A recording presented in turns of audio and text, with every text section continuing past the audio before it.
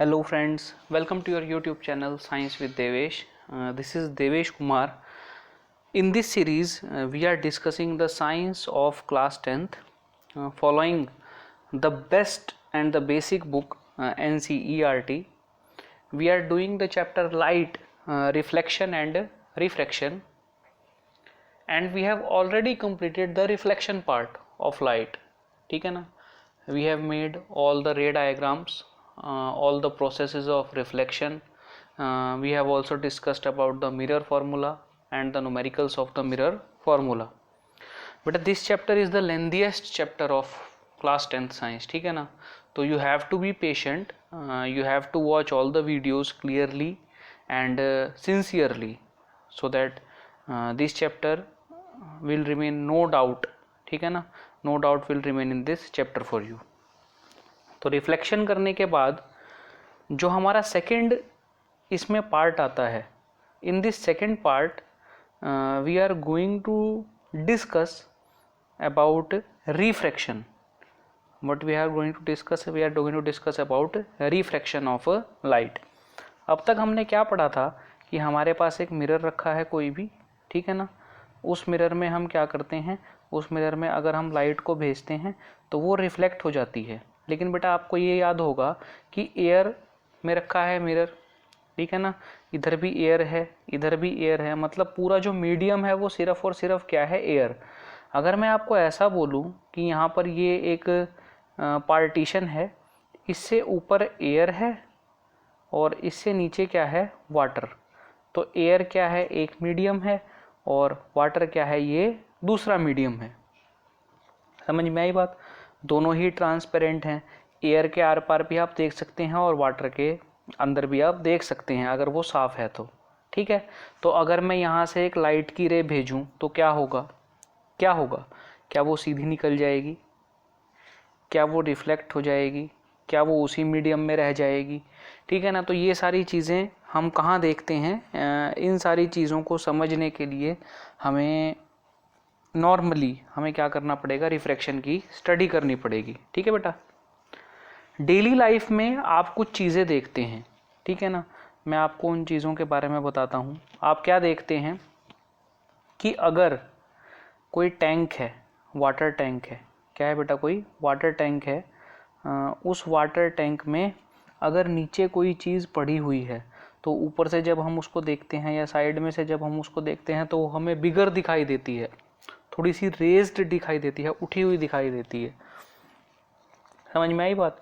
और सिमिलर आप एक क्या कर सकते हो, मतलब एक ग्लास की ऐसे स्लैब आती है, मोटी स्लैब आती है, ग्लास की बनी होती है वो. अगर उस स्लैब को आप अपने लेटर्स के ऊपर रखो, ये जो लेटर्स अभी हमको दिख रहे हैं ना, इनके ऊपर जब आप उसे रखोगे तो लेटर्स आपको उठे हुए दिखाई देंगे, थोड़े से रेज्ड दिखाई देंगे. तो लेटर्स सच में तो नहीं उठ गए हैं, है ना, ऐसा तो नहीं है कि लेटर उठ गए. फिर एक ग्लास आप लो, उस ग्लास में पानी भर दो, उसके अंदर एक पेंसिल डालो.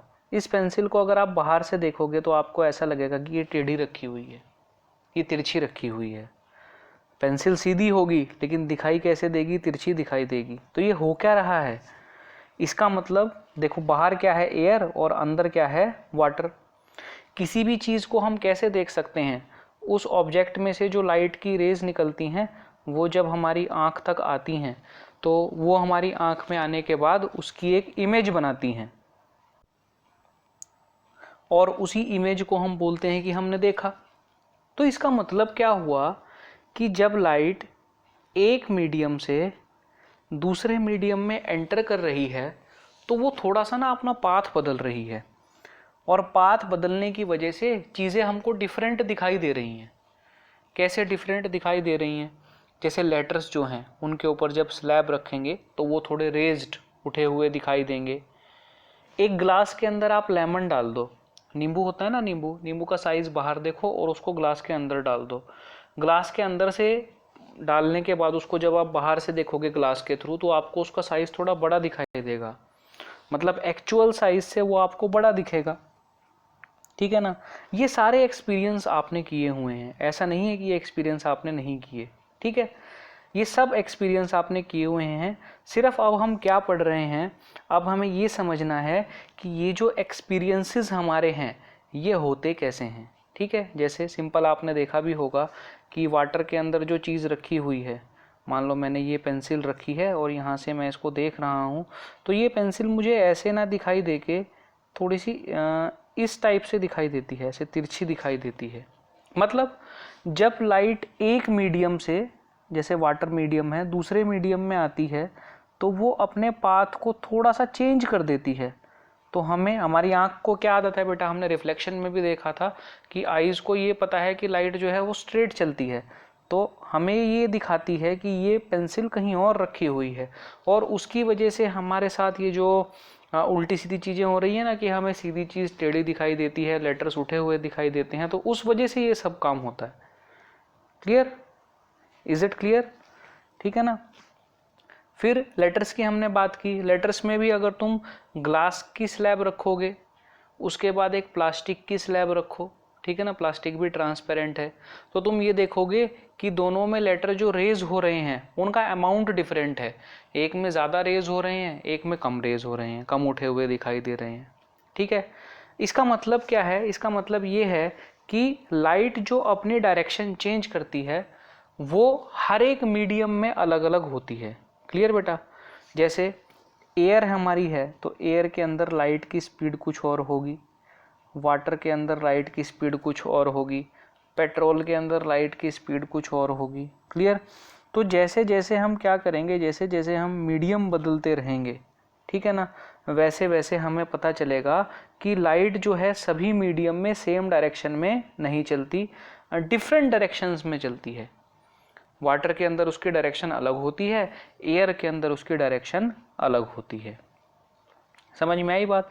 इसीलिए जब एक मीडियम से लाइट दूसरे मीडियम में आती है, ठीक है ना, तो उसकी डायरेक्शन में कुछ चेंज होता है, और उस चेंज की वजह से ही हमको वो चीज़ें थोड़ी बदली हुई दिखाई देती हैं। ठीक है, और जब हम लाइट को एक मीडियम से दूसरे मीडियम में एंटर कराते हैं तो उसकी डायरेक्शन में जो चेंज आता है उसी चेंज को हम बोलते हैं रिफ्रैक्शन। देखो दोनों में फ़र्क क्या है। रिफ्लेक्शन में क्या हो रहा था, मिरर आपका एयर में रखा हुआ है तो सिंगल मीडियम है, उसी मीडियम में लाइट जा रही है और उसी मीडियम में रिफ्लेक्ट हो जा रही है। ठीक है ना बेटा, मीडियम चेंज नहीं हो रहा। रिफ्रैक्शन में क्या हो रहा है, ऊपर एयर है, नीचे समझो ग्लास है, लाइट आई, आने के बाद उसकी डायरेक्शन कुछ चेंज हो गई, तो अगर हम यहाँ से लाइट को देखेंगे तो हमें ऐसा लगेगा कि वो यहाँ से आ रही है, क्योंकि लाइट, आँख को तो क्या पता है कि लाइट स्ट्रेट ट्रेवल करती है, लेकिन आ वो यहाँ से रही है। तो ये जो शिफ्ट आया, ये शिफ्ट आता है रिफ्रैक्शन की वजह से। समझ में आई बात? ये कुछ एक्टिविटीज़ हैं जो आप करके देख सकते हैं। जैसे आपने कॉइन लिया, उस कॉइन को एक बकेट में डाल दो और उसे पानी से भर दो। पानी से भरने के बाद आपको क्या करना है, उसके अंदर हाथ डाल के उस कॉइन को पकड़ना है, लेकिन एक चांस में पकड़ना है, आप सक्सीड नहीं होंगे, क्योंकि वो कॉइन रखा कहीं और होगा और उसकी इमेज कहीं और बन रही होगी। ठीक है बेटा? तो ऐसे कुछ एग्जांपल्स हैं जिनको हम देख सकते हैं। ये सभी जो प्रोसेसेस हैं वो किसकी वजह से हो रही हैं, वो रिफ्रैक्शन की वजह से हो रही हैं। किसकी वजह से हो रही हैं बेटा? रिफ्रैक्शन की वजह से। अब हमको जो मेन चीज़ देखनी है वो हमको देखनी है क्या, हमको रिफ्रैक्शन की स्टडी करनी है। अभी किस में से करनी है, सिर्फ एक ग्लास स्लैब में से, रेक्टेंगुलर ग्लास स्लैब में से। ठीक है, कि कैसे रिफ्रैक्शन होती है। क्लियर? ये कुछ एक्टिविटीज़ हैं, ये एक्टिविटी मैं आपको वैसे ही बताऊंगा, आपको ज़्यादा कुछ घबराने की ज़रूरत नहीं है। मैं आपको बताता हूँ कि यहाँ पर होता क्या है। क्लियर? जैसे हमने एक ग्लास स्लैब ली, ठीक है, अब तुम्हारे पास क्वेश्चन आएगा भाई ग्लास स्लैब होती क्या है। ठीक है, तो ग्लास स्लैब कुछ नहीं होती, एक रेक्टेंगुलर टाइप की बकेट सी होती है, बकेट बोल रहा हूँ सॉरी, रेक्टेंगुलर टाइप की एक स्लैब होती है। जैसे ये है ना, इस टाइप की अगर मैं एक स्लैब बना देता हूँ जिसकी कुछ हाइट भी होगी, जिसकी कुछ विड्थ भी होगी, ठीक है ना, और जिसकी कुछ हाइट, लेंथ और विड्थ, ये तीनों चीज़ें जिसमें होती हैं उसी को हम क्या कहते हैं, ग्लास स्लैब कहते हैं, अगर वो ग्लास से बनी हुई है तो। जैसे क्यूब हमारा होता है ना, तो क्यूब को अगर थोड़ा सा बड़ा कर दें, उसको रेक्टेंगल बना दें, तो वो उसी चीज़ को हम स्लैब बोलते हैं। तो ऐसी हमने एक ग्लास की स्लैब ले ली बेटा, ठीक है। ये बात क्लियर हुई, कहाँ समझ में आई ये बात? ठीक है। अच्छा, अब उसके बाद आपको जो एक बात समझनी है इसको पढ़ने से पहले, वो क्या समझनी है, ये समझो मेरे पास एयर है और ये समझो मेरे पास ग्लास है, ठीक है। एयर के जो पार्टिकल्स होंगे उनके बीच में बहुत ज़्यादा स्पेस होगा, ये आप जानते हो, क्योंकि वो फ्रीली मूव करते हैं, बहुत ज़्यादा स्पेस होता है। लेकिन जो ग्लास है, ग्लास अब सॉलिड टाइप होता है, तो उसके जो पार्टिकल्स हैं उनके बीच में स्पेस बहुत कम होगा, ठीक है। तो दो चीज़ों को जब हम रखते हैं, दो मीडियम्स को जब हम लेते हैं, तो जिस मीडियम में पार्टिकल्स के बीच का स्पेस बहुत ज़्यादा होता है उसको बोलते हैं बेटा रेयरर मीडियम। क्या बोलते हैं उसको? Rarer medium. और वो मीडियम जिसमें पार्टिकल्स के बीच का स्पेस बहुत कम होता है उसको बोलते हैं डेंसर मीडियम। क्या बोलते हैं? Denser medium. जैसे अगर मैं बात करूं एयर की और वाटर की, तो आप जानते हो एयर जो है उसके पार्टिकल्स के बीच का स्पेस बहुत ज़्यादा है, वाटर का उसके कंपैरिजन में क्या है? कम। तो एयर जो है वो रेयरर मीडियम है और वाटर जो है वो डेंसर मीडियम है। लेकिन अगर मैं वाटर और ग्लास लूँ तो आप जानते हो कि वाटर के जो पार्टिकल्स हैं उनके बीच में स्पेस ज़्यादा है एज कम्पेयर टू ग्लास। तो इस केस में वाटर जो है वो रेयरर मीडियम हो गया और ग्लास जो है वो डेंसर मीडियम हो गया। क्लियर? तो ये दो बातें आपको समझ में आ गई होंगी कि रेयरर मीडियम क्या होता है और डेंसर मीडियम क्या होता है। क्लियर? अब ये मैंने आपको बताई क्यों है, ठीक है ना। ये देखो, मैंने एक ये इंटरफेस बनाया, इस पे मैंने पहले एक नॉर्मल लाइन लगा दी। नॉर्मल लाइन क्या होती है? बस 90 डिग्री पे जो मैं एक सिंगल लाइन खींच देता हूँ उसको नॉर्मल रे बोलते हैं, ठीक है। अब यहाँ पर है एयर और नीचे है ग्लास। आप जानते हो भी एयर एक कैसा मीडियम है? एक रेयरर मीडियम है। और ग्लास कैसा है? एक डेंसर मीडियम है। कैसा बेटा है? डेंसर। तो लाइट कहाँ जा रही है? लाइट एक रेयरर मीडियम से डेंसर मीडियम में जा रही है। क्लियर? समझ में आई बात? तो इसके लिए ना हमारे पास दो रूल्स हैं कि लाइट जब रेयरर मीडियम से डेंसर मीडियम में जाती है तो वो कहाँ जाएगी, और लाइट जब डेंसर मीडियम से रेयरर मीडियम में जाती है तब वो कहाँ जाएगी, ठीक है। तो उन दो रूल्स को हम बहुत अच्छे से समझ लेंगे कुछ भी पढ़ने से पहले। देखो, ये लाइट आई, ठीक है। अब एक बात हमें पता है कि ये लाइट सीधी नहीं जाएगी, ठीक है ना। ये लाइट सीधी नहीं जाएगी, ये कहीं ना कहीं रिफ्लेक्ट होगी, कहीं ना कहीं बेंड होगी, ठीक है। तो वही हमें देखना है, उसी के लिए हमने बार बार एक्सपेरिमेंट करके कुछ रूल्स बनाए हैं, वो रूल्स हम देख रहे हैं बस कि ये कैसा मीडियम है? रेयरर मीडियम है, ये डेंसर मीडियम है, ये एयर है और ये क्या है? नीचे ग्लास। तो लाइट जब यहाँ से आएगी तो हमें नॉर्मल के साथ उसकी स्टडी करनी है। तो ये एंगल कैसा है? आई, इंसिडेंट एंगल। तो बेटा ये सीधी नहीं निकलेगी, ये इधर रिफ्लेक्ट भी नहीं होगी, तो ये कहाँ जाएगी? अब इसे जाना तो ऐसे था, लेकिन ये ऐसे नहीं जा रही, तो या तो ये इस साइड मुड़ सकती है या फिर ये इस साइड मुड़ सकती है, दोनों में से किसी एक जगह जा सकती है। यहाँ पर हमारा रूल काम करेगा। रूल हमें क्या कहेगा कि अगर लाइट रेयरर मीडियम से डेंसर मीडियम में जा रही है तो ये नॉर्मल की तरफ बेंड हो जाएगी, it bend towards the normal. देखो, जाना इधर था, कहाँ जाना था? इधर जाना था, लेकिन इधर बेंड हो गई, ठीक है। तो ये मेरा क्या आ जाएगा? R, angle of refraction. तो पहला रूल मेरा क्या बना? When light goes from a rarer medium to denser medium then it bends towards the normal. ये बात आपको क्लियरली याद रखनी है कि जब लाइट एक रेयरर मीडियम से डेंसर मीडियम में जाएगी तो वो नॉर्मल की तरफ बेंड हो जाएगी, टुवर्ड्स द नॉर्मल बेंड हो जाएगी, ठीक है। इसका अपोजिट केस लेते हैं, ये मेरी नॉर्मल, अब ये डेंसर मीडियम है और ये कैसा है? रेयरर मीडियम, ठीक है। ये मेरे पास लाइट की एक रे आई, ये मेरा एंगल ऑफ इंसिडेंस है आई। क्लियर? अब देखो, अब क्या होगा?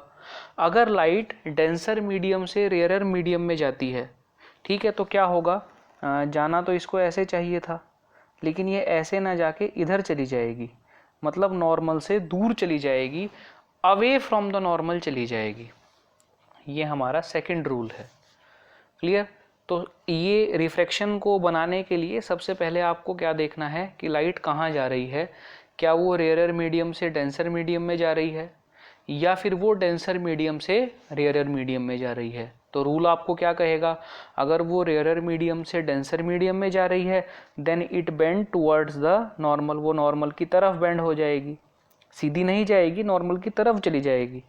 और अगर वो डेंसर मीडियम से रेयरर मीडियम में जा रही है तो it bend away from the normal.